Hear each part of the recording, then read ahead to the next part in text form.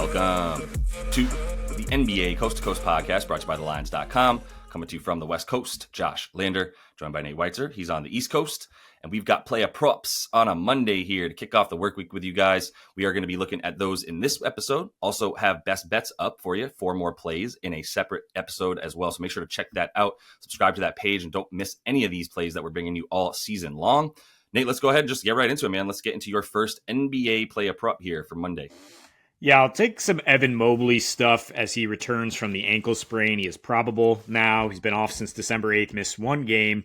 And over 11.5 rebounds assists is slight plus money. Like that, I think you can also put maybe half unit on double-double, which is plus 150 at MGM.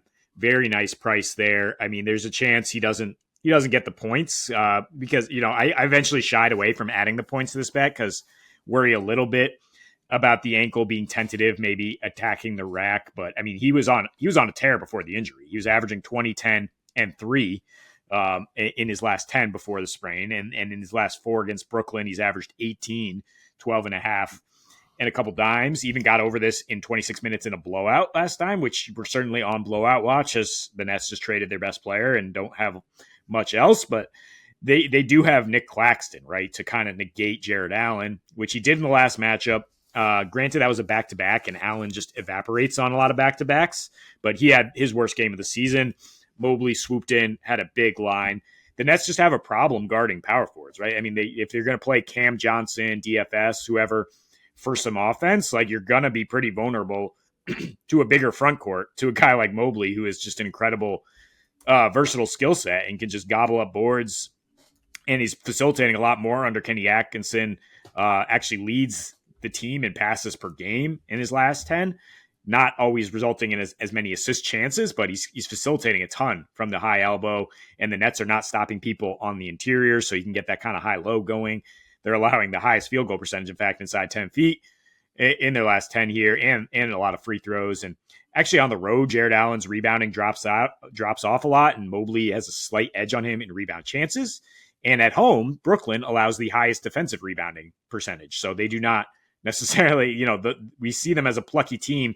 That's kind of going away, especially with their identity, their heart and soul now shipped off to Golden State in Schroeder. So yeah, I mean, I don't see them giving Mobley that much trouble on the missed shots. So just kind of clearing the glass and getting this thing going should be a pretty good path to a double-double. I'm going to actually caution not to take the Cavs money line and just add it to your parlays today. This is the only moment in time I'll say that. One, this is too stinky. Why is this plus 10? Why isn't this plus 17 or 15 and a half? Like, why is this just plus 10? I mean, the Cavs were just favored by 17 and a half against the Wizards. And now you're talking about a Nets team that's already just clearly decided it's folding.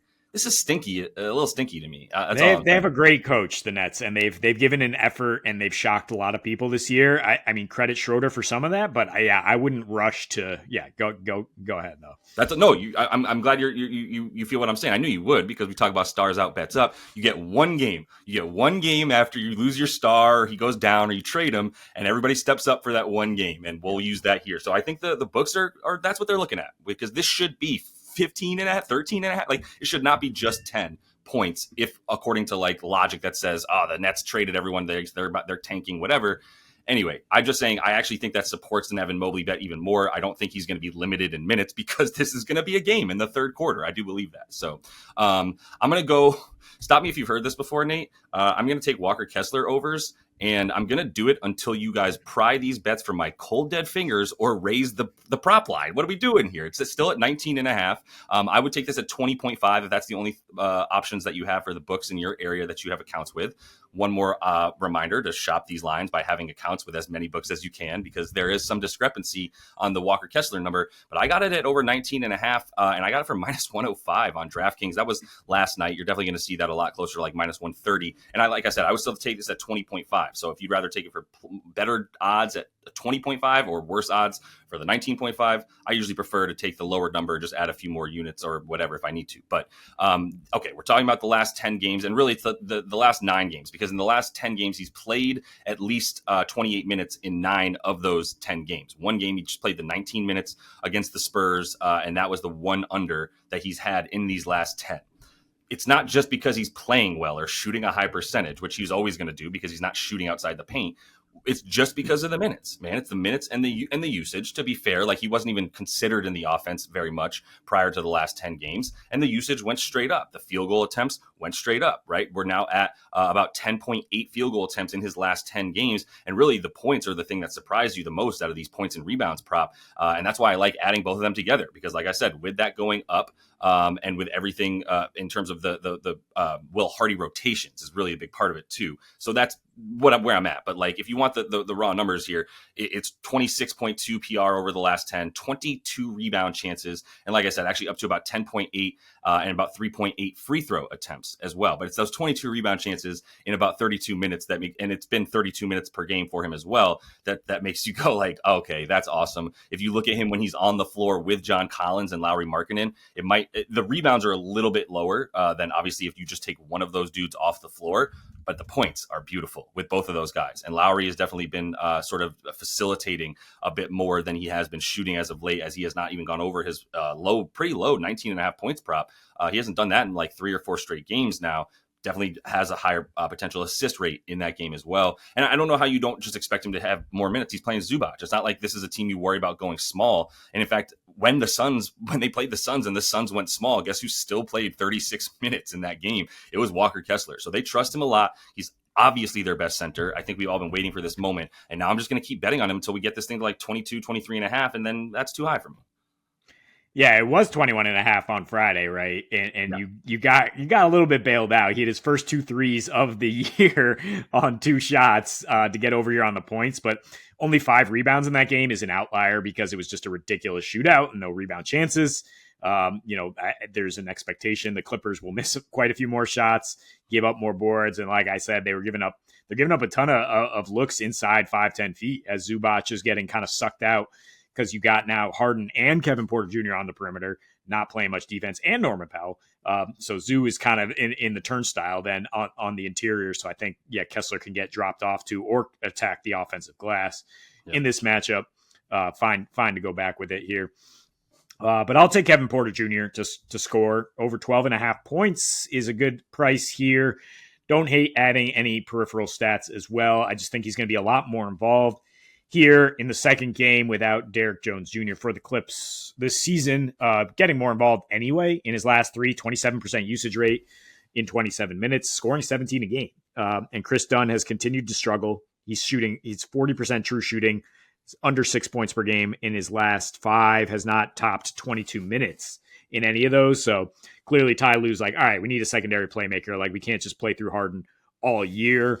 And Porter actually leads the team in drives in the last 2, 4 more than Harden per game, scoring 10.5, assisting 2 off those on a pretty high pass rate, way more potential assists than Dunn when he's out there, more productive player. It's a great matchup though, of course, like that's why it's like wheels up here. Second most points to shooting guards did the Jazz give up, most assists per game overall in their last 4. Porter's averaged 20 a game, along with 5.5 and 6 his last 5 against his team. 4 were with the Rockets, granted, when he had a bigger role. But in his 1 here with the Clips, I mean, in just 24 minutes, 12 and 6 in terms of the dimes, 6 for 7 inside the arc. And so he can go right to the rim, even with Walker Kessler there. Guarding it like to a degree. I just think he's going to have a lot of success inside the arc, and he's been shooting pretty high in these last 3. Yeah, something I've been focused on because I've bet on James Harden a lot this year, and I've faded James Harden a lot this year in terms of the points, rebounds, and assists. They're down to like 35.5, but as soon as they may ever climb back up to like 38, 39.5 PRA, I'm going to continue to go under for James Harden, and not just because like overall it's been a really nice bet. The second half, this is what I found. And I was wondering as you were talking about KPJ, I was like, wait a second, is KPJ doing really well in the second half? Because James Harden is non-existent in the second half, whatever the reason being. Like, it feels like the Clippers are tanking when I watch the second half of games, because they're just like, all right, a lot less James Harden. Like, James, whether he's being told to or is just choosing to do it, is not participating nearly as much in the offense in the second half as he is in the first half. It's absolutely insane. Kevin Porter Jr. is leading the team in second half points in the last 10. So that there you go. So that is a lot of what we're seeing here is more minutes for him. He's at 18 minutes in the second half over the last 10. James Harden is at 14 and a half second half minutes. He's at 10 points for Harden. KPJ's at 12 points in the second half alone over the course of the last. That's insane, right? Like that's just a weird, more than anything, a phenomenon, unless it's like a very, very, very sneaky tank job by the Clippers, which would afford them nothing because they don't have any picks. So I'm not sure what's going on in LA, but KPJ is definitely getting the benefit of the chaos, right? Yeah, or it's Harden just not having that much, stamina, and that's why they need the secondary playmaker. So yeah, live betting opportunity, maybe double down if this doesn't look like it's going to hit at halftime. Like KPJ could come alive later. Yep, you might get something around like 8.5 as a live number for KPJ, and know that he's scoring 12 of those in the second half alone lately. So. All right, enough KPJ talk. Let's finish up with Paul George and some PG talk instead. I like the dimes for the new best playmaker on this team. I mean, he probably was already the best playmaker on this team, right? And now we're talking about him going out there with no Jared McCain, no Joel Embiid, as we know, who we should mention. Joel Embiid's the sinus fracture, right? He got basically hit in the face. So the next time we see him, he'll have a mask, but it's going to be for a number of weeks. Let's put it that way. And then Jared McCain, shout him out because unbelievable rookie season. And now we're not going to see him again probably until his sophomore season. So we'll just have to wait for that with that knee injury. But also Caleb Martin is out. And so just more wing time for Paul George on the floor. I don't know how he gets under 32 minutes. In the last 4 games, we're back to the minutes, at least 35 minutes in all of the last 4. So I think we're fully past any sort of minutes restrictions, especially because if Philly intends to make the postseason at all in any way, shape, or form, they are going to need to win a lot of games moving forward, and they have no time to lose, and you have to beat the Charlotte Hornets. You cannot lose to them in this situation. So I think Paul George is going to be huge. I like the 6+ assists for him more than anything, but I'm fine with all of it. I mean, maybe you leave the rebounds out of it. He has been boarding up pretty well. I know Gershon, I forgot, was it Baby Bear, something like that? He's going to be out there, and that's someone who, when Gershon's out there, it's like I know he's going for every single rebound and might be running over Paul George just to get those rebounds. So I'm not going to necessarily worry about the boards as much. I just want to make clear, I think the usage is going to be high enough that even 20.5 points for Paul George against the Hornets doesn't scare me off. I just think the dimes are the play here for him. And that's in part from just looking at what happens when he plays without Embiid and when he plays without Embiid, without McCain, and without Caleb Martin this season. Like when they're off the floor and he's on the floor with Maxey, and I put Oubre out there, Tsunami Papi, because we're going to get another 35 minutes from him, then that's what I want to know. And he was at 8.8 assists per 36 minutes. Once again, heavily expect him to get 34, 35, unless they blow out the Hornets. And I don't think we should assume the 76ers are going to blow out anybody currently at this point in time, even if they do play a little bit better without the distraction that has been Joel Embiid all season. Don't really care about any of that. I think he's good for the 34 minutes, like I keep saying. And in that situation, the dimes are very nice. He's over in 5 of 7 in the games that Joel doesn't play. And that includes giving up some usage and some touches to Jared McCain, and even Kyle Lowry and even Caleb Martin, none of whom will be out there on Monday night. So I like PG to keep being the top playmaker. Maxey might not be that good of a playmaker, Nate. That's all I'm saying. He might just be a pure scorer right now because I haven't seen him with the high enough assist percentage to consider him such. Yeah, I mean, do they have guys to play make 2 other than each other, PG and Maxey? That's kind of the concern here. Is Kelly Oubre going to knock down a shot on these kickouts? But I mean, 9 assists and 8 assists in the 2 against Charlotte for PG this year, right? I mean, despite the fact that he was putrid shooting in the first one, so they didn't even necessarily have to respect his offense. I see where you're at. For me, yeah, I think the first look for me is Yabu rebounds in this game. I just think it's mispriced. You can get plus 190 for him to have 8 boards. You can get plus 1,400 for the man to have a double-double. It was probably projected for 32 minutes as, the starting center, whether he starts or not, because Andre Drummond is ineffective, and it's not that tough a matchup. So I put that in best bets. As we know, Yabu with only 6+ boards gets you plus money, and then Maxey get his buckets. So that's just the way I'm attacking this game. I think that's fair. Also, being that still somewhat correlated to a PG assist play. I also think Tsunami Papi on the rebounds has been sneaky good. I'm a little bit loath to just go, well, he's gone double-digit boards in the last 3 games. Let's go get it. Mark Williams is back. There's at least a couple centers now for the Hornets. Instead of 0 centers, they have 2. So that's a nice come up for them, right? Mark Williams actually starting nowadays, which I don't know who I think is better between those 2. But regardless, I do think Yabu's good for the boards. I do think Drummond if you want to bet a Drummond play, you're just going to have to hope that he's wildly efficient in this 15 to 20 minutes that he plays. And I don't really want to bank on that. I want volume, and Gershon's where the volume is. I think PG on the points as well, plus 1,400 for a double-double for Gershon Yabusele is absolutely absurd. That is beyond worth a sprinkle. Looking at put 0.1 units on that, whatever that is for you. But that's all the time we have for you in the play of props. Let's have some fun here on Monday night with these bets. Best of luck to you guys. We're going to be back on Tuesday. Also got the best bets up in a separate episode, so make sure you are subscribed to that page and continue to follow along until we see you next. Happy betting.